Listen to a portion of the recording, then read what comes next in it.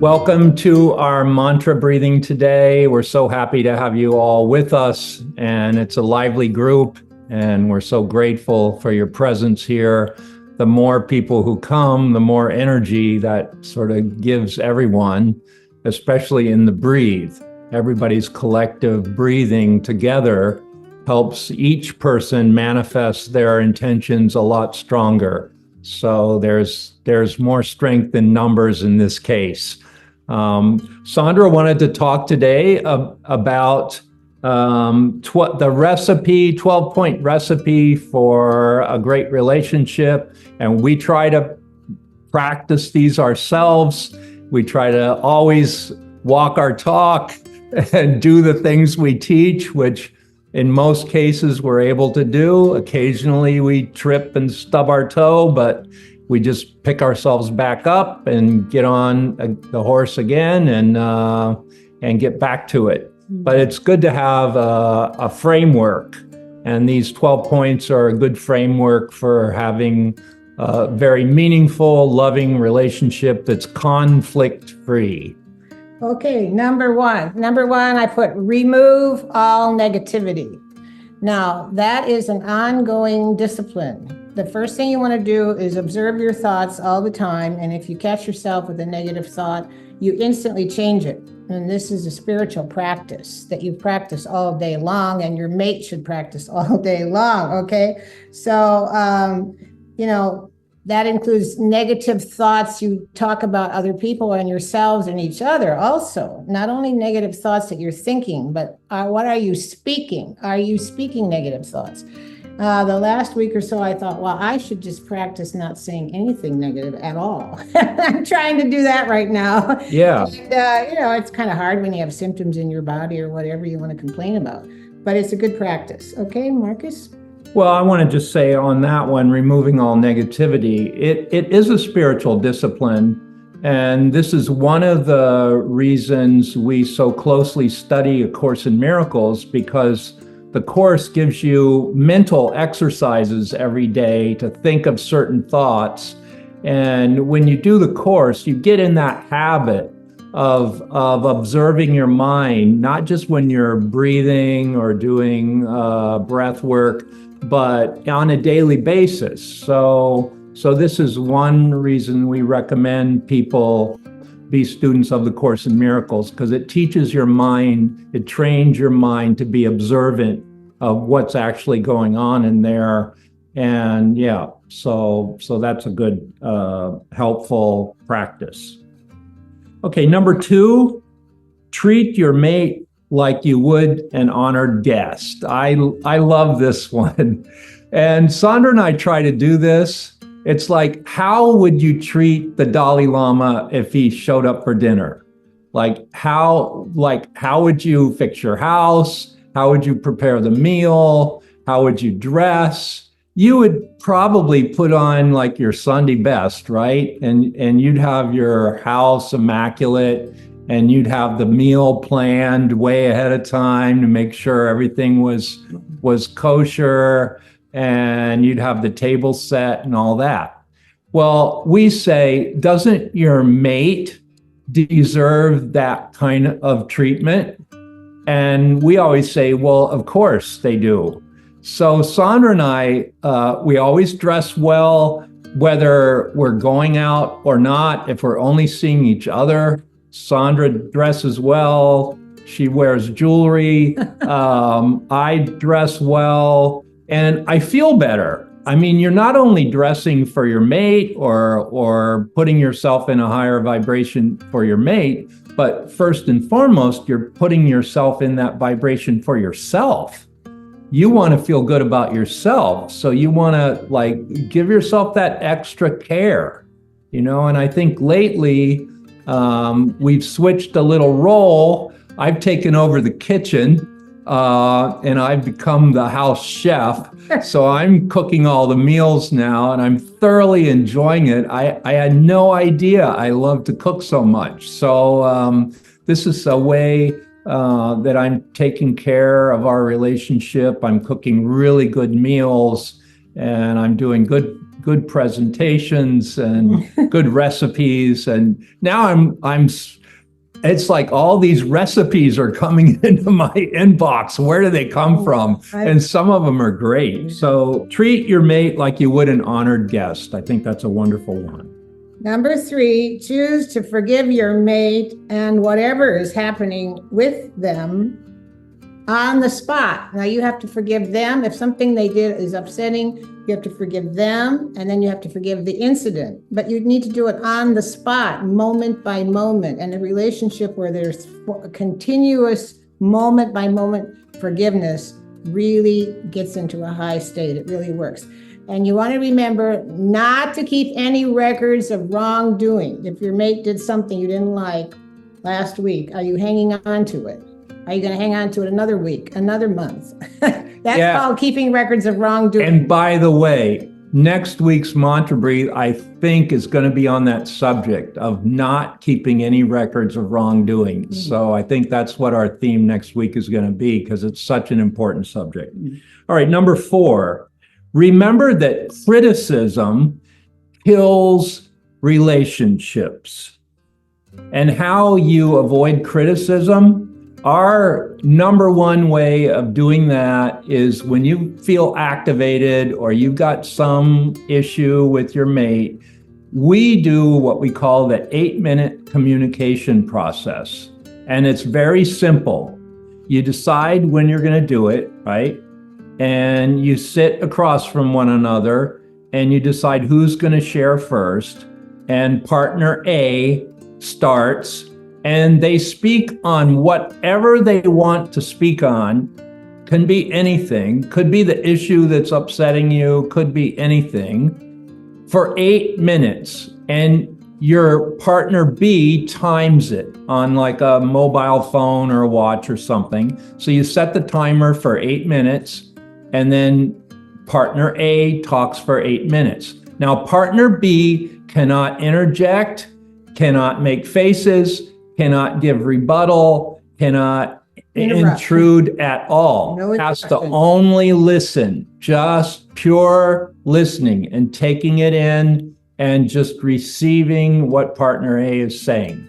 Okay, after 8 minutes, you switch. Now, partner B doesn't have to make a comment on what A said, doesn't have to defend themselves, just whatever it is they want to communicate. So for 8 minutes, partner B communicates. And then after both have shared for 8 minutes, then you can have a discussion on the subjects you talked about. But you have to use nonviolent. And the rule is nonviolent communication. Yeah. Do not use you sentences. Do not use blame sentences like you did this, you did that, you did this. It's 3 points. What I observe is this happens. 2, how I feel when I observe this is I feel sad, I feel angry, I feel activated, I feel whatever, I feel disappointed. Number 3, what I need or what I would like to see happen is 3, okay? So that's what I observe is, how I feel is, and what I need or what I would suggest is. And if you stick with that, you're not attacking your partner, and it'll be a very useful, productive exchange. We call that the 8-minute process. Okay, number 5. Instead of using anger, we have an alternative. First of all, you should be working all your life to give up anger permanently, as long as it takes. And then you should realize that when you are angry, you're attacking someone. An attack is like murder, it says in the Course in Miracles. So do not speak when you're angry, period. That's the number 1 rule. Do not speak when you're angry. Go outside, take a walk, come back, get rebirth, drink cold water, take an ice shower.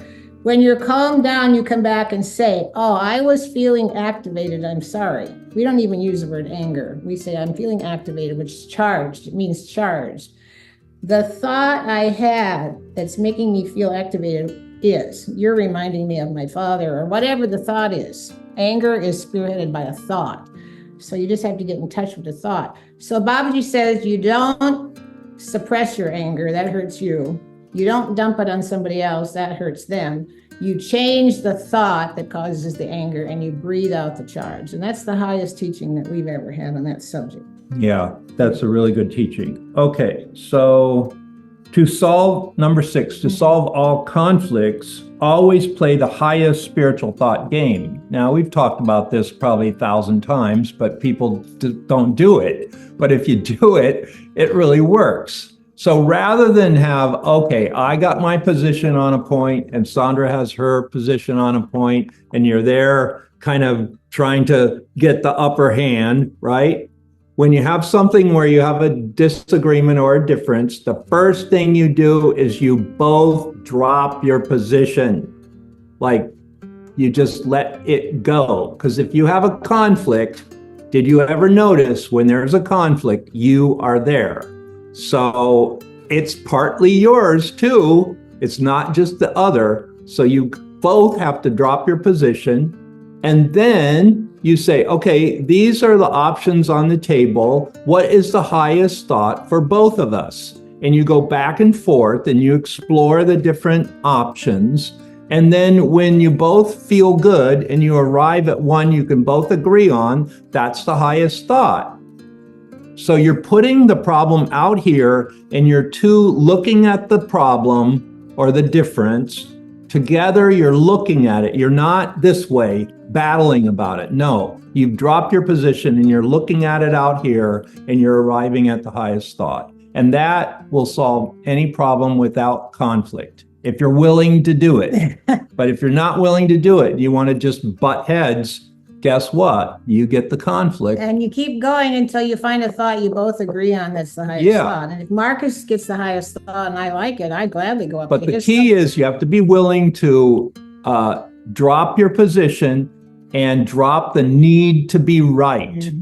Because that's really coming from the ego. The ego always wants to be right, wants to win. And that's not a quotient for a conflict-free relationship. Okay, number 7, see your mate as your guru. Now, you would never attack your guru. Your guru will bring up your whole case because their love is so strong that it pushes up your subconscious. So in the presence of Babaji, all your stuff comes up. We're in presence of Babaji, all your stuff comes up. Well, your mate is going to push your buttons and they're going to trigger stuff. And you should be glad because you might not even see that part of your subconscious if it wasn't for your mate.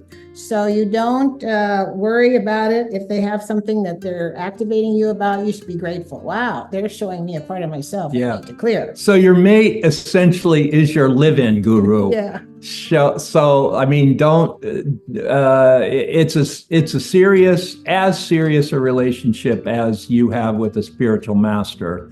You know, I would say your mate is your spiritual master in disguise, and they're going to bring up, like Sandra has this saying in the LRT, the Loving Relationships Training, love, which is what you're together to discover, right?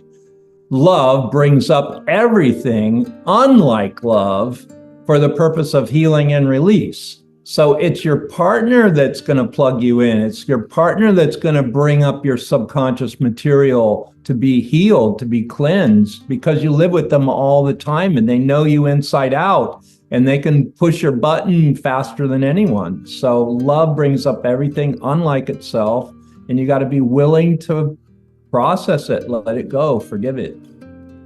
Okay. I can do it. Number 8, do devotions together every morning. Now, this really is a very high frequency if you can do that. And you got to get into the practice. You got to be disciplined, so we try to read the Course in Miracles every morning together. And there's a 5-point prayer you can do. Number 1 is gratitude. You express your gratitude for something, for the day. Then number 2 is forgiveness. Who I want to be forgiven by and what I want to be forgiven for. She missed one. The first number 1 is you read something out of a scripture. So we use the Course in Miracles. Yeah. We read a paragraph out of the text as number 1. Right. Then you do your gratitude. Then you do your forgiveness. Then you do what you would like to manifest in your day. We call that a petition. Yeah. then we do a lesson from A Course in Miracles. We did this for years, this 5-point prayer. Yeah, it's very good. And doing it out loud with your mate is so wonderful. It feels good and it works. Okay. Number 9 is you must find your own spiritual path, or not a path in the sense that it's strict. I mean, you have to follow it, but you have to find what that is. Like for us, it's A Course in Miracles. It's the breath work that we do. It's these mantra breathes. It's all the stuff we put out to our Ohana community. That's a spiritual practice for us. But you have to find your own. You have to formulate your own. In yoga, they call it sadhana.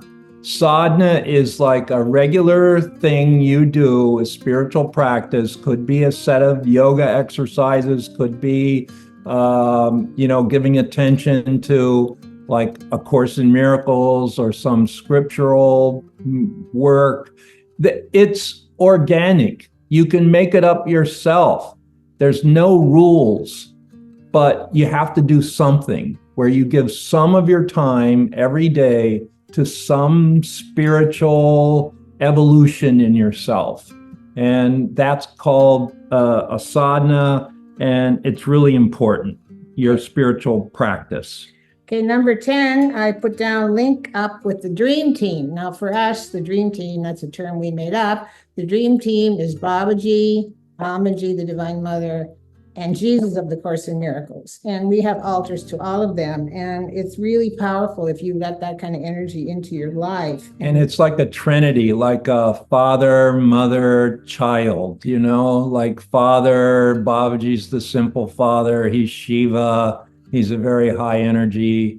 The mother, we go and get our hugs from Amma. We feel she's a manifestation of the Divine Mother in this incarnation. So that's the mother. She's always so forgiving and so all-encompassing.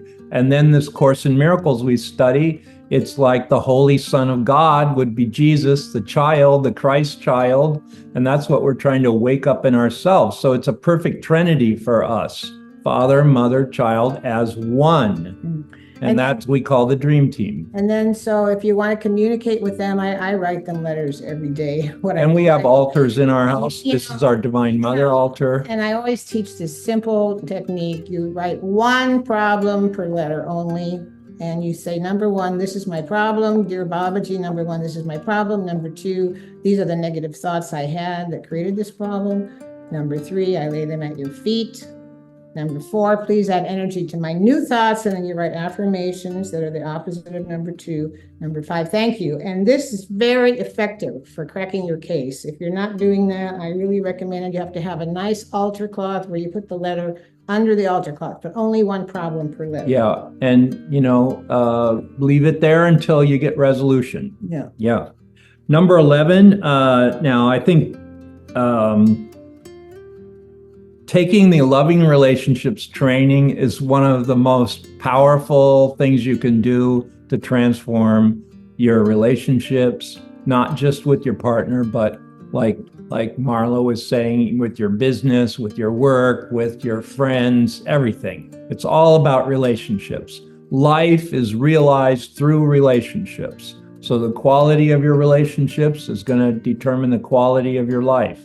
And Sandra created this training 50 years ago, and it's still as relevant today as it was 50 years ago, because everybody's in relationships, and that subject is never going to go out of style, because everybody has their issues in those departments: family, relatives, partners, businesses. So the Loving Relationships training, which we give every couple of months somewhere, is a really good thing to do. Yeah, number 12, the last one is, we have several books on this subject. I Deserve Love is about sexuality. Then Loving Relationships has a lot of the points that are in the LRT. Then Spiritual Intimacy is how to have a new paradigm relationship.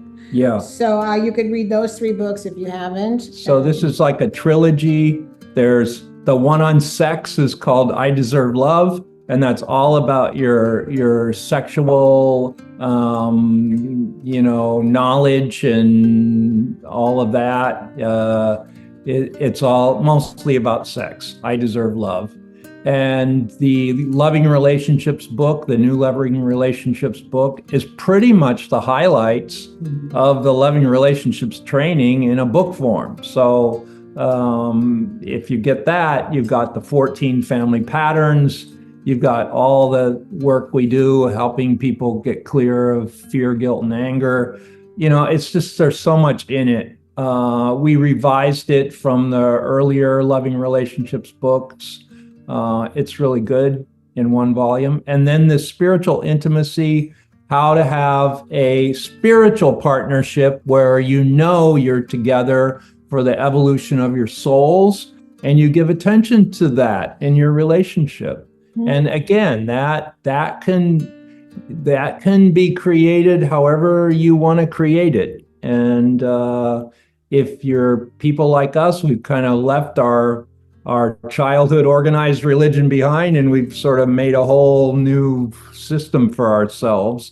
That's fine. But if you also have connections to your childhood religions, that's okay too. You see it in a different light, and that could be where you need a lot of healing. So anyhow, all right. So those are the 12 points to a great relationships we've found really work. And I can probably say with certainty that this talk is going to end up as a YouTube video. So I'll put that link in the Mantra Breathing News, so you'll be able to listen to it. I'll probably have it up there tomorrow. So if you want to listen to this talk again, you're welcome to do that. Okay, so let's let the mantra erase any trauma you have in relationships, past or present. Let's ask the mantra when you lie down to breathe. Ask the mantra, which is alive. It's alive. Ask it to erase trauma from relationships. Yeah. Okay, so let's take a minute here. If you have to do a bathroom break, get ready to breathe. I'll get the music lined up, and we'll start the mantra breathing.